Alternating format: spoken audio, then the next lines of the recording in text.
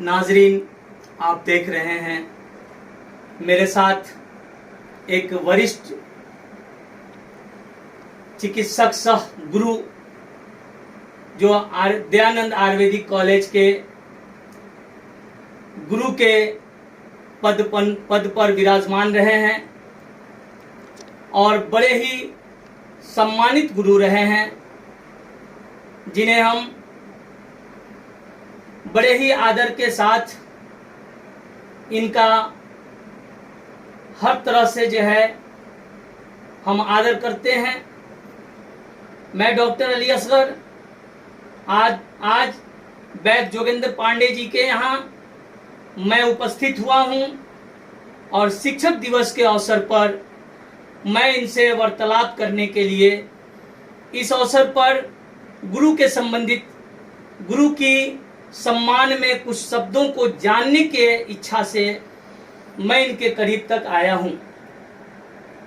नाज़रीन हजरात, श्रोतागण, दर्शकों, आप जो है आज का यह मेरा वीडियो देखेंगे और गुरु वरीय चिकित्सक वैद्य जोगेंद्र पांडे जी से गुरु के संबंधित जो है आशीष वचनों को आप सुनेंगे।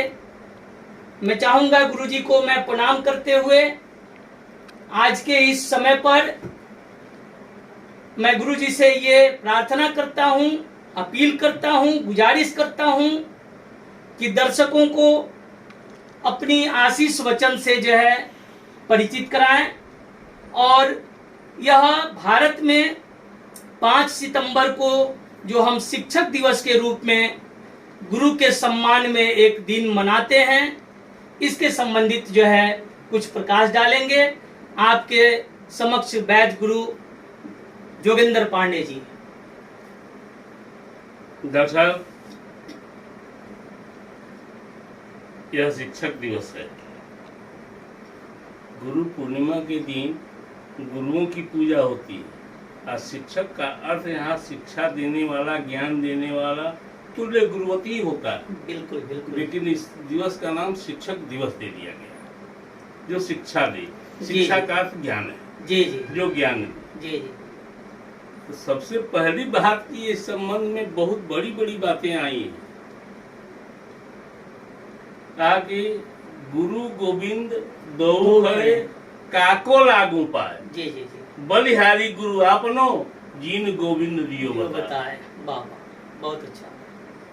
गुरु के कृपा से गोविंद को यहाँ से ज्ञान पाता है, समझता है। जी जी। इसीलिए दुनिया मनुष्य जब पैदा होता है और जीवन का जब चक्र प्रारंभ होता है, जीवन के जब युद्ध प्रारंभ होते हैं, तो मनुष्य बचपन से बड़ा होता है।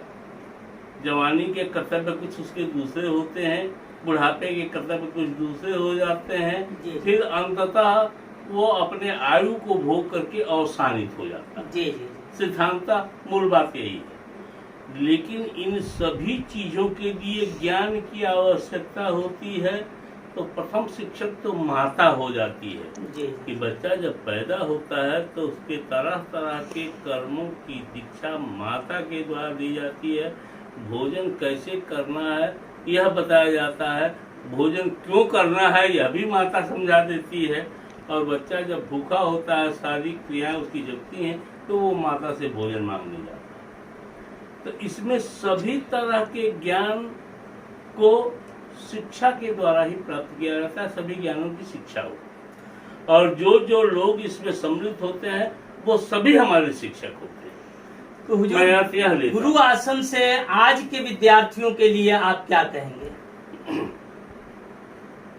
हमारे हिसाब से नहीं, शास्त्र मत यह है कि हमारे जितने भी कर्म हैं उन सभी कर्मों को करने की विधियां वर्णित हैं और वो जो विधियां हैं जो वर्णित हैं उसे ही धर्म कहा गया है। और उन विधियों को नहीं मानने वाले जो लोग होते हैं उनको अधर्मी समाज ही कर देता है कि हमारा माता के प्रति क्या व्यवहार होना चाहिए, हमारा अपने पिताजी के प्रति क्या व्यवहार होना चाहिए, हमारा अपने पति के प्रति क्या व्यवहार होना चाहिए, हमारा अपने बहन के प्रति क्या व्यवहार होना चाहिए, इस संपूर्ण शिक्षा दी जाती है और लोग से देख करके लोग सीखते हैं और इन पे चलते हैं। और जो सही सही तरीके से चलते हैं, समाज में उनका सम्मान होता है, समाज उनको मर्यादा देती है। जो असम्मानित लोग हैं, जिन्हें असम्मान मिलता है, इन्हीं धर्मों को नहीं पालन से वो असम्मानित हो जाते हैं। गुरुजी, चाणक्य नीति में एक हमने पढ़ा था कि अगर कोई गुरु का जो है कोई शिष्य अवहेलना करता है तो उसका 70 योनि जो है कुत्ते में जन्म होगा, उसके बाद फिर जो है वो इंसान योनि में जो है जन्म लेगा। व्यवहारतः सही अनुपालन जो गुरु के द्वारा बताया जाता है, वह गुरु की अपनी लाइन नहीं होती जी। वह शास्त्र सम्मत ज्ञान को देता है जी जी। और शास्त्र में वही ज्ञान लिखा गया है जिससे कहीं किसी तरह से मनुष्य को या जीव को नुकसान नहीं। जी। तो जब आप अपने कर्मों को सही तरीके से नहीं करेंगे तो कुत्ता क्या किसी भी योनि में जन्म लेकर के आप पड़े रहेंगे। आप वो इसलिए कि योनि च्युति का जो आधार शास्त्रों ने माना है वो अधर्म को ही माना है और उनमें कर्म है। आप कर्म के हिसाब से जहाँ जहाँ जिन व्यवहारों का वर्णन है, उन व्यवहारों को यदि आप नहीं मानते हैं तो उसे ही अधर्म कहा गया है और अधर्म से योनि च्युति होती है, उसी का वहाँ वर्णन। यानी चाणक्य ने जो है गुरु को जो है बड़ा ही उच्च स्थान दिया है। गुरु की जो है प्रति थोड़ी भी अवहेलना बर्दाश्त नहीं है हमारे धर्मों में। चाणक्य स्वयं में भी बहुत बड़े विद्वान, जी जी, और बहुत बड़े ज्ञानी जी जी, और उसी आधार पर चाणक्य हो गए और वह गुरु ही बन के रहे। तो जिनको ज्ञान होता है वह गुरु हो जाते हैं, वह ज्ञान बांटना शुरू करते हैं। ज्ञान कोई बक्सा में या पेटी में या अलमीरा में बंद करने की चीज नहीं है और उसकी चोरी भी नहीं होती। इस्लाम धर्म में भी गुरुजी जो है ये बताया गया है कि अगर उस्ताद की छड़ी जो है शागिर्द के जिस्म के जिस हिस्से पर पड़ जाए और वह छड़ी का वो हिस्सा जो है जहन्नुम की आग यानी नर्क की आग भी जो है उसको जला नहीं पाती। यानी कि उस्ताद की छड़ी की इतनी महत्व है। तो छड़ी तो मारना सजा हो गया ना डॉक्टर साहब, लेकिन छड़ी लगे ही क्यों? जी, हमारे यदि कर्म परिपक्व है और सांगोपांग तरीके से हम करते हैं, हमारा ज्ञान अधूरा नहीं है तो हमें छड़ी पड़ेगी ही नहीं। यानी आपके कहने के अनुसार जो है आजकल अगर एक गुरु को जो है शिष्य को विद्या देने में के समय कोई दंड देने की आवश्यकता नहीं है। नहीं, आप बोल सकते हैं, लेकिन अब ऐसा कोई दंड मत दे दीजिए। गुरु जी लोग दे रहे हैं कि डंडा मारते मारते लड़के को मार दिए जी, यह सजा ऐसा नहीं। तो वो तो जो है वो शिक्षा देने के लिए भय उत्पन्न किया जाता है, तो वह मानसिक भी हो सकता है, उसमें छड़ी और डंडे की आवश्यकता है। वो उनका सेल्फ जो है अपनी ये में जो है किसी शिष्य को उन्होंने मारते मारते मार डाला, इसलिए कि उनका जो है कुछ अपना सेल्फ जो है जीवन में जो है उस बच्चे ने कोई प्रभावित किया था, जो अभी पिछले बाद हम लोग न्यूज में पढ़े थे। तो इस तरह के जी जी जी जी वहाँ इस शिष्य को जो है पढ़ाने और शिक्षा देने के क्रम में जो है शिष्य को डरवाने की नियत से जो है कुछ बताने की जरूरत। तो डॉक्टर साहब आप ऐसी जगह पर बात लेके जा रहे हैं कि हमें कुछ बोलना पड़ेगा। जी जी जी, कहा कि गुरु वह होता है जी जी जो शिष्य को शिष्य बना ले। जी जी, उदंड शिष्य भी आते हैं जी, लेकिन जब ज्ञान देना प्रारंभ करेंगे तो उसकी उदंडता खत्म हो जाती है। जी, तो उसको सजा देना, छड़ी से मारना, डंडा से मारना, ये गुरु का धर्म नहीं है। जी, हम उसको अपने गुरुकुल से हटा सकते हैं, उसके गार्जियन को बुला सकते हैं, उसकी शिकायत वहाँ कर सकते हैं और वह जो करेगा उसका प्रताड़ना कहीं शिक्षक पर नहीं आएगा, कहीं कोई बात नहीं आएगी। लेकिन वाकई गुरु वह है जो उसको भी संभाल ले। कुम्हार जब घड़ा करता है लड़का, तो उसमें भी उसके कान ही कोन जो है इधर उधर कर सकते हैं, वो अपने हाथों को आयाम दे करके फिर उसे संभाल लेता है। उसमें पानी की जरूरत होती है पानी देता है, हाथ लगाता है, सूता से काटने की जरूरत है सूता से काटता है, लेकिन घड़ा जब उतारेगा वो अपने चाक से तो वो सीधा ही उतारेगा। तो गुरुजी शिष्य के लिए गुरु जो है यानी टीचर बुनियाद के ईंट होते हैं। इस पर आपके क्या राय होंगे? नहीं, अब वहाँ पर जहाँ बात कर रहे थे वहाँ गुरु को भी शिष्य की परीक्षा लेनी है जी कि यह शिक्षा लेने लायक है कि नहीं, यह शिक्षा देने लायक है कि नहीं, उसकी परीक्षा का वर्णन आया है। कुछ ऐसे दृष्टांत हैं जहाँ गुरु वो शिष्य को एक्सेप्ट नहीं करता कि नहीं ये लड़का शिक्षा ले नहीं पाएगा, तो शिक्षा उसे चाहिए। फिर उसके घर के लोग उसको सुधार करके गुरु के पास ले जाते हैं, फिर उसकी परीक्षा होती है, तब गुरु शिष्य उसको मानता है। आज तो भाई दूसरे तरह का युग हो गया, शिष्य गुरु परंपरा की बात रही नहीं, लेकिन युग दूसरे तरीके का हो गया। संस्थाओं में एडमिशन की प्रक्रिया बदल गई, कई तरह की बातें हैं। लेकिन शिष्य को यदि शिष्य बनना है और गुरु से विद्या लेनी है तो उसको शिष्य बनना होगा। आप हुजूर चिकित्सा के क्षेत्र में एक उच्च स्तरीय गुरु रहे हैं, आज जो बच्चे चिकित्सा के क्षेत्र में जाना चाह रहे हैं उनके लिए आप क्या मार्गदर्शन देंगे? अब अगर साहब, हमारे जो शिष्य रहे हैं वो आयुर्वेद के रहे। जी मैं आयुर्वेद ही पढ़ाया और आयुर्वेद पढ़ने पढ़ाने के क्रम में भी शिष्य और गुरु दोनों के चरित्र की चर्चा है। जी तो यदि शिष्य उस चर्चा में है और शिष्य है जो शिक्षा दे सके तो गुरु से अपनाता है। आज वो है चाहे नहीं है, जब इंस्टीट्यूशन उसका एडमिशन ले लिया तो हमारा शिष्य हो गया, तो उसमें गुण लेने की क्षमता है नहीं है, उसको हम लोग अपने लेवल से समझाते हैं कि बेटा पढ़ो, इससे ये फायदा तुम्हें होगा, इससे ये लाभ होगा, और तुम साथ ही साथ मत ऋण पित्त ऋण गुरु ऋण सारे ऋणों से उग्र हो जाएगा तुम्हारा, सारे ऋण तुम्हारे समाप्त हो जाएंगे। तुम्हारे लिए मैं जो सब बोल रहा हूँ इसका महत्व तो भले ही नहीं हो, लेकिन मैं जब बोल रहा हूँ तो कुछ ज्ञान रखता हूँ और इसका महत्व है, यह महत्व समझ करके ही तुम भी इसे स्वीकार करो, तब शिक्षा होती है। और शिक्षा का अर्थ होता है कि श्लोक बोल देना, अर्थ बता देना नहीं।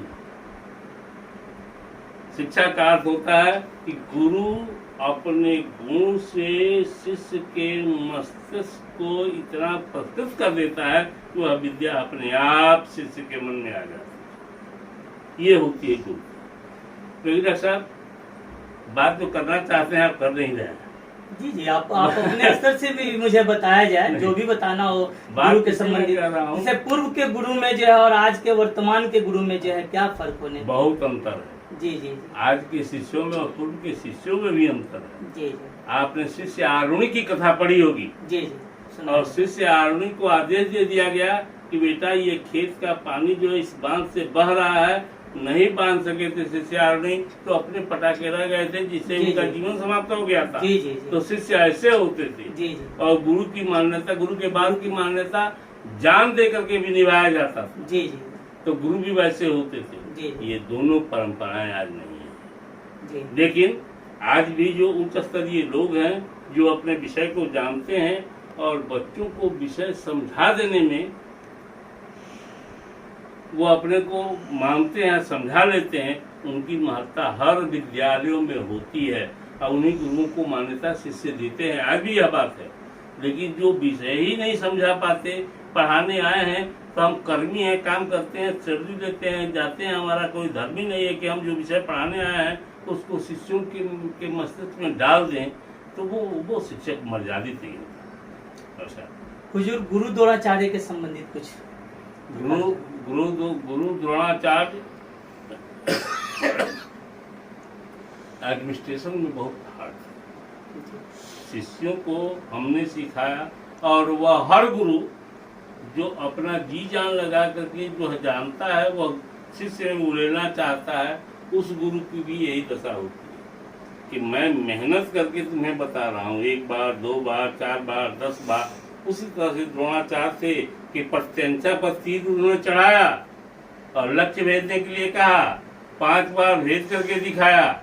यदि आप नहीं भेजे तो ये दोष आपका है, फिर प्रयास कीजिए। हम आपको हटा नहीं रहे शिष्यत्व से, लेकिन फिर आप इसको प्रयास कीजिए और उस गुण को, जिस गुण को मैं सिखाना चाहता हूँ या जो सीखने मेरे पास आप आए हैं, उसको पूरा कर दीजिए।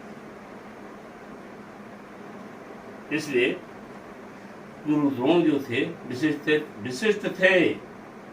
आज संभवतः शायद ऐसा साहब आपको ज्ञान नहीं है, द्रोण की ही दरौली थी, वो सिवान के ही थे। अच्छा, इस पर तो और प्रकाश डालने की जरूरत है। वो दरौली के जो दरौली बना है, जी जी, वहीं उनका आश्रम था, अब वहीं वो रहते थे, उनका निवास स्थान जी दरौली है। अच्छा? वो द्रोण की दरौली है। अच्छा, तो यानी कि वो गुरु द्रोणाचार्य सिवान के ही थे। जी, तब तो गुरु द्रोणाचार्य का प्रभाव सिवान के गुरुओं पर पड़नी चाहिए। पढ़नी चाहिए। वो सभ्यता रही है, जी, बहुत इतिहास पुराना है, बसते गया। और आज जिस बस्ती को देख रहे हैं वो बस्ती तो थी नहीं। तो सीता की जंगल- नगरी भी है, है? सीता की नगरी भी है बिहार, नहीं, वो तो जनकपुर है। जनकपुर। जी तो है, सीतामढ़ी में वो पाई गई थी। जी जी राजा जनक ले गए थे, जी तो सीतामढ़ी की थी वो। जी सीतामढ़ी में उनकी उत्पत्ति हुई। जी। लेकिन राजा जनक के यहाँ जाने के बाद जनक पुत्री हो गई, और उसमें कथानक अलग है। तो गुरुजी जो है आपके बहुत सारे शिष्य जो है चिकित्सक हैं। आज के इस अवसर पर आप उन चिकित्सकों को जो है अपने तरफ से क्या दुआ देना चाहेंगे? वही एक गुरु को जो कहना चाहिए वही बात मैं कहूंगा कि आप कर्मनिष्ठ बनिए। जी, आपका जो कर्म है उस कर्म में अपने को सांगोपांग ढालिए और पूर्ण रूपे में उस विद्या को प्राप्त करके उस विद्या से आप जो व्यापार करते हैं कीजिए, दूसरे को देना है दीजिए, लेकिन आप तो पारंगत होइए।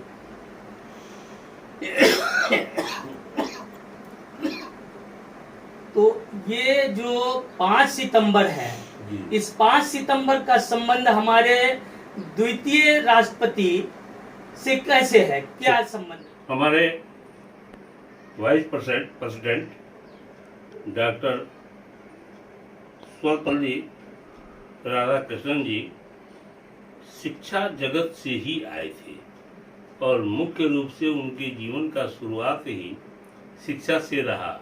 इसलिए शिक्षा के प्रति जो जागरूकता उनके मन में थी वह जन जन में उसे जीना चाहते थे। 1962 में यह निर्धारित किया गया, वह हमारे डॉक्टर सर्वपल्ली राधाकृष्णन जी का 77वां बर्थडे था।